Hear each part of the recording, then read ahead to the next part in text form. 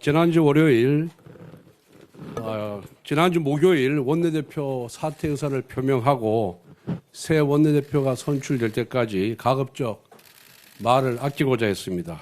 우리 의원님들에 대한 예의이기도 하지만 새 정부가 정말 나라와 국민을 위해서 잘해주길 바라는 마음에 헌임 기간 중 말을 아끼고 싶었던 마음도 있었습니다. 그런데 오늘 형사 피고인인 이재명 대통령의 공직선거법 위반 사건의 재판 무기한 연기 소식을 듣고 여러 의원님들의 요청에 따라 대여 비판에 조금도 공백이 있어서는 안 되겠다는 심정으로 모두 반원을 공개합니다.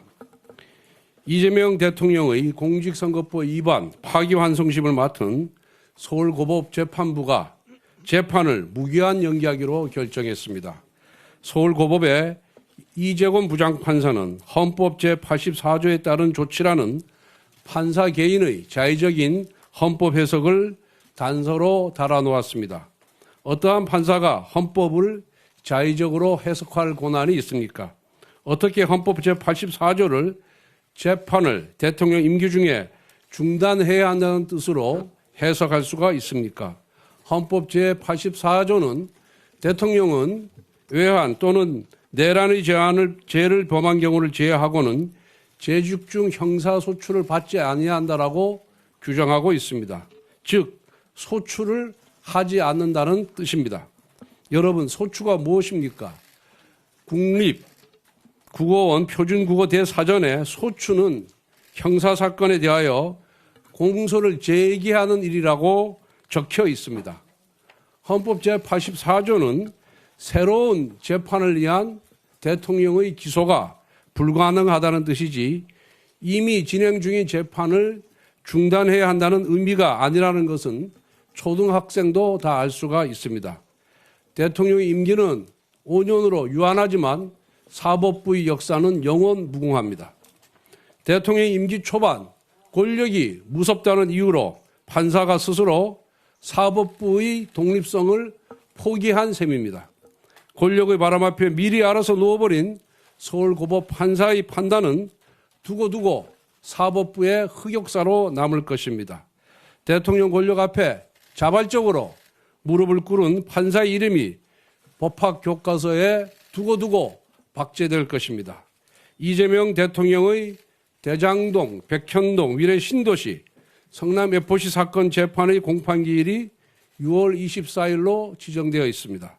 복화 유형 사건은 준비기일 7월 1일, 불법 대북 송금 사건 재판은 준비기일이 7월 22일로 예정되어 있습니다. 이 사건 담당 판사들은 절대로 공직선거법 파기환송심 재판부와 같은 어리석은 결정을 내리지 않기를 바랍니다. 서울고법은 즉시 헌법 제84조에 대한 자의적인 해석을 처리하길 바랍니다. 아울러 검찰은 항고를 통해서 헌법 제84조에 대한 해석을 대법원에 요청할 것을 촉구합니다. 국민의힘은 이재명 정부의 임기가 끝나는 그 순간까지 서울고법의 부당한 헌법 제84조 해석을 바로잡기 위해 모든 수단을 동원하여 싸우겠습니다. 이와 같은 서울고법 판사의 자발적인 충성에도 불구하고 오늘 민주당 대변인은 이재명 대통령에 대한 재판중지법을 그대로 강행 처리할 계획임을 밝혔습니다. 재판이 5개씩 되다 보니 공직선거법 재판 한 건이 연기된 것만으로는 못내 불안한 모양입니다. 레임덕의 가능성에 대비해 미리 입법 독재의 올가미로 법원의 손발을 묶어두겠다는 것입니다. 오로지 대통령 단 한 사람에게 재판을 중단시키는 특혜를 주는 위인설법의 끝판왕입니다. 그리고 이재명 대통령은 본인의 공직선거법 위반, 유증교사죄, 불법 대북 송금 사건의 변호인을 맡았던 이승엽 변호사를 신임 헌법재판관 최종 후보군에 올렸습니다. 지난주에는 대법관이 수를 늘려 자기 편 법관들을 대법원에 침투시키는 대법원 장악법을 추진하더니 이제는 헌법재판소까지 자기 편을 투입시켜 장악하겠다는 것입니다. 국회를 입법 독재의 도구로 사용했던 것처럼 대법원과 헌법재판소도 사법 독재의 도구로 쓰겠다는 것처럼 보입니다. 첫 일주일이 향후 5년을 좌우합니다. 안타깝게도 이재명 정부의 출범 첫 일주는 통합도 민생도 아닌 오로지 방탄 독재의 길만 모색하는 모습이었습니다. 이 모든 것은 이재명 대통령의 취약한 법적 리스크를 사법부 장악으로 해결하고자 하는 시도에서 비롯된 것입니다. 황금 같은 허니문 기관의 힘을 본인의 법적 리스크 해소에 소진시키는 이재명 정부의 모습을 보니 안타깝기 그지없습니다. 이재명 대통령은 죄가 없다면 당당하게 재판에 임하길 바랍니다.